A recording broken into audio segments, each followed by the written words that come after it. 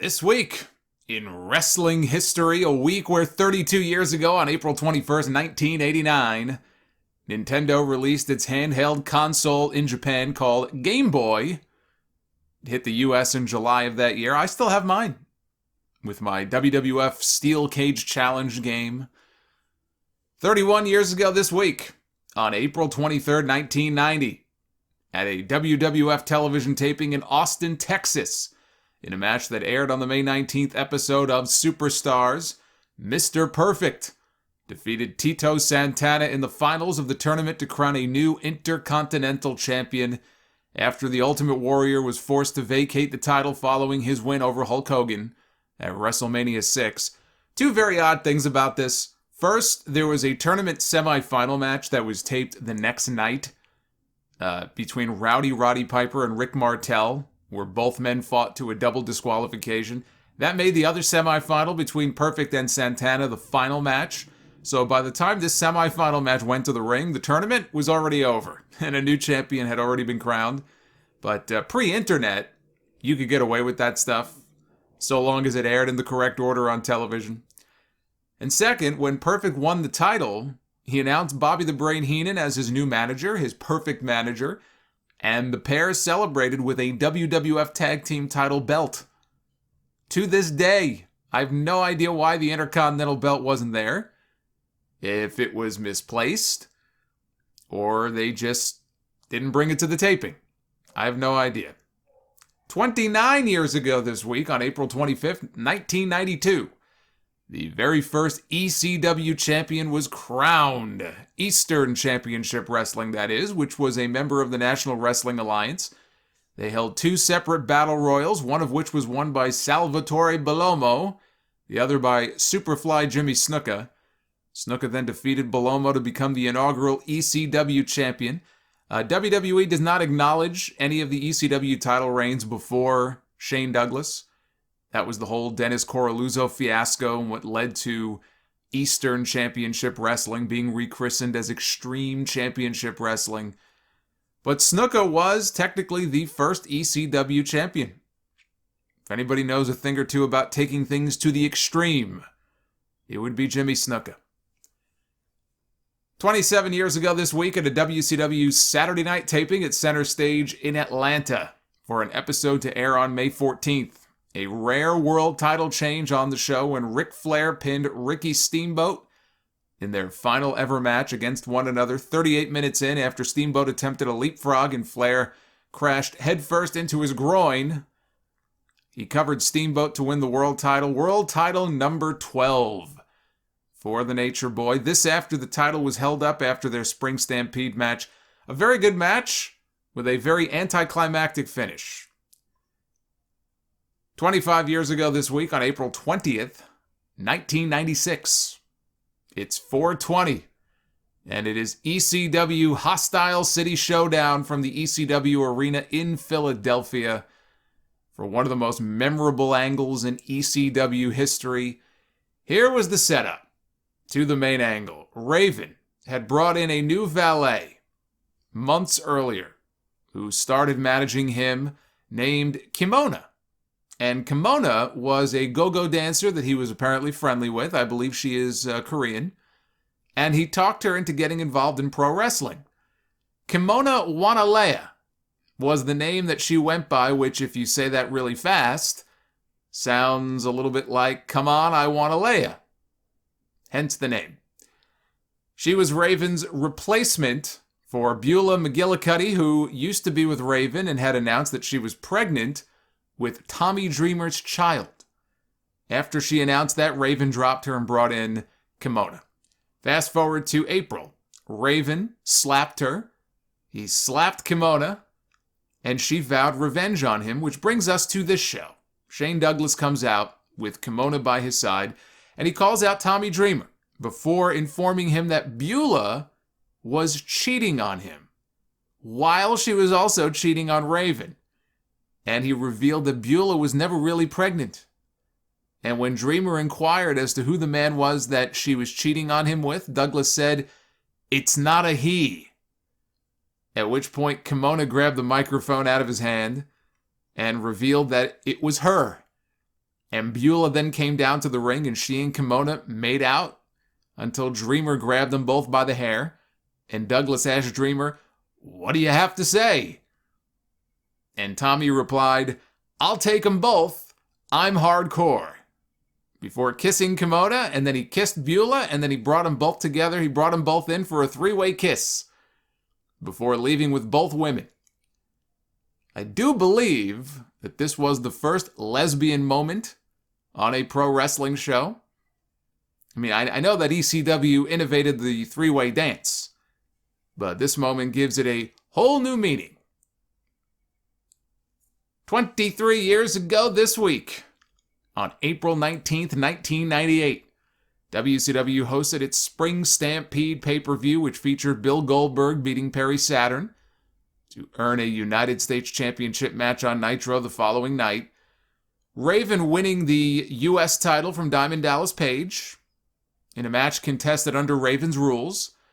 Hollywood Hogan and Kevin Nash beat Rowdy Roddy Piper and the Giant in a baseball bat on a pole match, bro.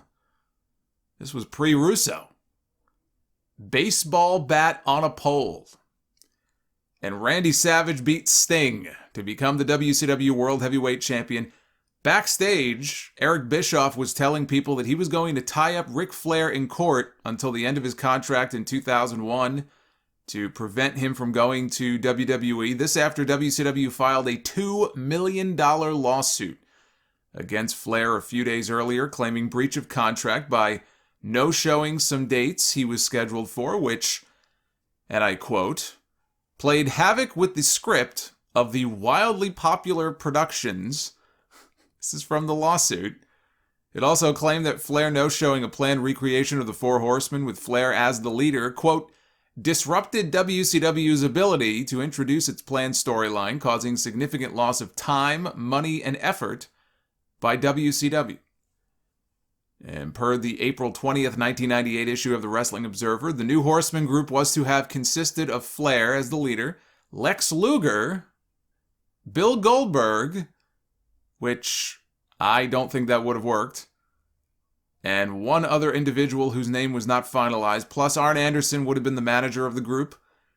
The situation with Flair and WCW was pretty much this. He had worked some dates for the company, and then he had plans to fly home, and he was going to take his then 9-year-old son, Reed, to the Freestyle Wrestling Nationals for his age group, which were being held at the Pontiac Silverdome, and Reed won the championship. So he wanted to go watch his son wrestle. And it's a good thing he did, because Reed was victorious. Flair claimed that he had asked for the time off months earlier, but it wasn't until that week that he got word that he was going to be needed at TV.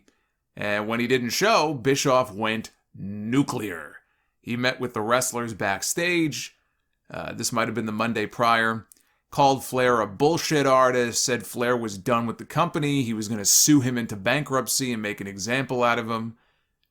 This is where all the anger comes from. When Flair ultimately did return in September on Nitro and he went off on Bischoff, they kind of worked it into the storyline. But that was very real. The heat and the anger and the resentment was very real. It carried over into WWE. Flair beat Bischoff to the company by a few months, but when Bischoff came in, if you remember, there was an incident behind the scenes in WWE in 2002, I guess it would have been, where Flair attacked him and they had to be separated. Now I think they're cool, but Flair harbored a lot of very real animosity for many years towards Eric Bischoff. They might have kind of turned it into a little bit of a storyline, but it wasn't no storyline. He did not like this man at all. And apparently the feeling was mutual from Bischoff's end. The next night, on Nitro, Goldberg beat Raven to win the U.S. title, one of my all-time favorite WCW matches. The crowd was boiling hot for Big Bill. Big Bill. And when he hit Raven with that first spear, you could see the people in the crowd. They rose to their feet in unison. It's like somebody pushed a button.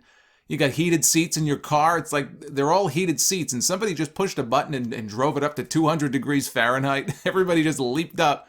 They leapt up out of their seat.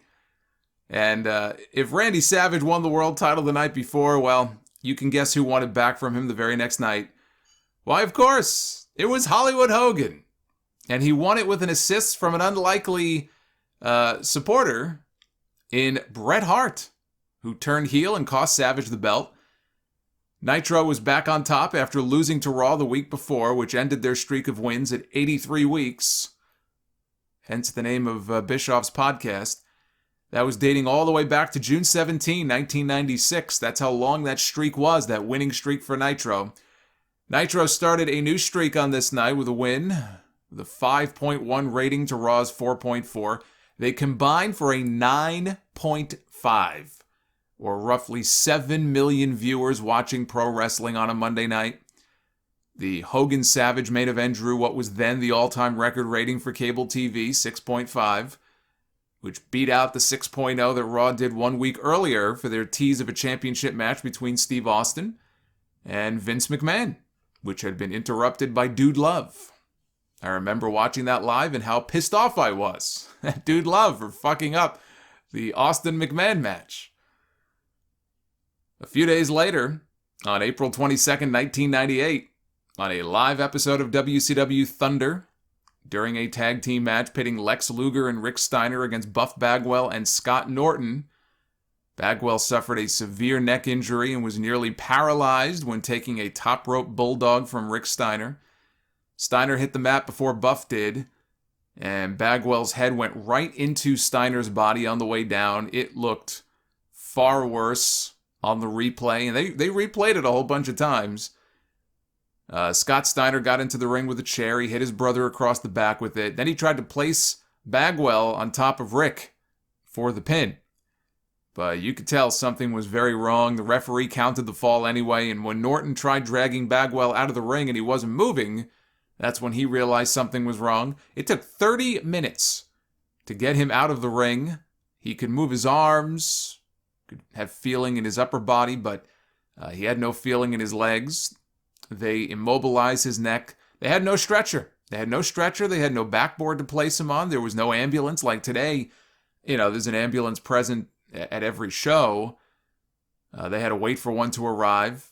Tony Schiavone, Bobby Heenan, and Mike Tenay, they were left to kill time while they tended to Bagwell, who suffered 4 crushed vertebrae in his neck and underwent surgery a few days later to fuse his C3 and C4 and his C5 and C6 vertebrae together. It was not without complications. He almost lapsed into a coma, but they stabilized him. Doctors told him that he came within 3 centimeters of being paralyzed for life, like the actor Christopher Reeve. And after returning home from surgery, he ended up back in intensive care. His blood pressure spiked. He was having trouble breathing. So like I said, Bagwell had a lot of complications. A lot of potentially life and death situations he had to go through after that injury. He was also having internal bleeding. He almost went into cardiac arrest. It was a mess. But a few months later, when they wheeled Bagwell out for a promo on Nitro at the Georgia Dome, that was the big show where Bill Goldberg beat Hollywood Hogan to win the WCW title. You watched that and you came away from that show. You came away from that segment with Bagwell, that show, thinking that Bagwell could have come back and been a huge babyface in that company. The reaction he got was probably second only to Goldberg that night. But this is WCW. 2 weeks later, on the July 20th Nitro, they pissed it all away by wheeling him back out there. He told Rick Steiner that he forgave him for what he did. Scott Steiner ran out with a chair. He attacked his brother. Bagwell staggered out of his wheelchair. He grabbed the steel chair out of Scott's hands, and then he turned and he used it on Rick Steiner himself. And he ripped his neck brace off. He, revealed an NWO shirt for the big swerve. You talk about wasting a perfectly good comeback story. 21 years ago this week, on April 25th, 2000, at the WCW Thunder Show in Syracuse, New York, David Arquette pinned Eric Bischoff in a tag team match to become the WCW World Heavyweight Champion. The match was Diamond Dallas Page, who was the champion at the time, tagging with Arquette to take on Jeff Jarrett and Eric Bischoff. Arquette was starring in the film Ready to Rumble, which bombed, made $12 million with a budget of double that. As if the WCW title had not already been rendered completely worthless that year with all the title changes, this right here just put it right over the top. Even before they got to Thunder on this night, allow me, if I may, to recite to you all of the times that the WCW title changed hands in the year 2000. Now, mind you, this is only up to and including the month of April. This doesn't include any of the other title changes that came later in the year. January 16th, the title is vacated. That same night, Chris Benoit wins the title. The next day, the title is vacated when Benoit leaves the company. A week later, Sid wins the title back. The next night, Sid is stripped of the title by Commissioner Kevin Nash. 3 words that should never go together. That same night, Nash awards the title to himself, but then still later that same night loses it back to Sid. April 10th, all titles are declared vacant by Eric Bischoff and Vince Russo in a storyline reset of the company. April 16th, Jeff Jarrett wins the title. April 24th, Diamond Dallas Page wins the title. The very next night, David Arquette wins the title. And then just in the month of May, we gotta do May as well. Just in the month of May, the title goes from David Arquette to Jeff Jarrett to Ric Flair, vacated again, back to Jeff Jarrett, back to Kevin Nash the next night, back to Ric Flair, then back to Jarrett that same night. So, for anyone who thinks that WCW putting the title on David Arquette is what devalued the championship, whatever value it had, that title was already dead. It was dead, it was buried. Please. The 24/7 title that R-Truth carries around now has more value than the WCW title did in the year 2000. But that doesn't mean that it was a good decision to put the title on David Arquette. It wasn't. It was stupid. It was stupid. It was garbage. And we have not just Vince Russo to thank for it. I mean, he pushed it through ultimately, but Tony Schiavone is the one who is credited with pitching the idea to Russo in the first place. Now, whether he was being completely serious, whether he was only half being serious, doesn't matter. Tony Schiavone bears a lot of the blame here as well. Russo loved it, because of course he did. But Schiavone on his What Happened When podcast had this to say about the whole situation. He said, David Arquette was not going to win the championship. The booking meeting adjourned, and I was sitting to the right of Vince Russo. Vince looked at me and said, "What are you thinking?" I said, "Nothing." He goes, "What are you thinking?" I remember him turning to me and he said, "So you want David Arquette to win the world title?" I said, "Well, that's a thought. Did anybody think of that?" He said, "Well, let me give that a thought." DDP was the champion and thought they were joking with him when they first pitched the idea to him. This is what he told WrestleZone back in 2015. He said, "I remember them telling me because I was the world champion at the time. They weren't going to beat me for it. They wanted to put it on Arquette for the PR. I just think they wanted a boost of super PR, and I started laughing. I thought they were fucking with me. And I went, so what are we really going to do? And they said, well, we're going to do this. I'm going, dude, you can't be serious." And on David Arquette's reaction, this is what DDP said. "So now I got to go tell David. And when I tell him what they were going to do and what they were going to do for the finish, he started laughing and going, fuck you. And I go, dude, I'm serious. And he realized I was serious and he goes, dude, no, we can't do that. He was a fan through the whole thing. He was that guy going, no, they can't. So I go, here's your choices. Either you don't do it and we're done because we're not going to do the angle because that's the finish, or you do it and guess what? You're the world champion. You are getting the fantasy that every single fan would kill to be in your spot." Arquette told Alex Marvez in a separate interview, "Obviously, I don't deserve it. These guys are so skilled and it takes so much athleticism and gymnastics and strength, not to mention all the acting stuff that goes into it. It's really hard." So, Arquette, and that's always been the story. Arquette was very resistant to wanting to do it because he was a fan. He was a genuine pro wrestling fan. So his reaction was probably the same as it would have been my reaction, your reaction when you hear this for the first time. You're thinking, God, that's the fucking dumbest thing I've ever heard in my life. And so he probably felt the same way, and he knew there would be backlash. He knew it was a ridiculous idea. Now, to his credit, he's a class dude. He donated his earnings for all of the WCW appearances, all the WCW stuff he did, to the families of Owen Hart, Brian Pillman, and Darren Drozdov. So all of his earnings, all the money they paid him went, he split it between the families. Russo still contends that it was a good idea because it got them coverage in USA Today. So therefore, it was a great idea. You had TV shows like Entertainment Tonight, Extra, Access Hollywood. They all mentioned the title win as well. Probably a brief little segment. It got them buzz. That's what he said. It was a great idea because it got WCW buzz. It did indeed. It did indeed. They were the laughingstock of pro wrestling. You know what all that buzz got them? Because it certainly didn't help the movie any if the idea was, well, maybe it'll boost ticket sales and interest in the movie Ready to Rumble. It certainly didn't do that. Didn't help the box office for the next pay-per-view. Ticket sales for Slamboree grinded to a halt. And the television ratings that Russo lived and died by, the most important thing to Vince Russo, the television ratings, Thunder that night, the night of the match, was down from the previous episode, and the main event did the lowest rating of any segment on the entire show.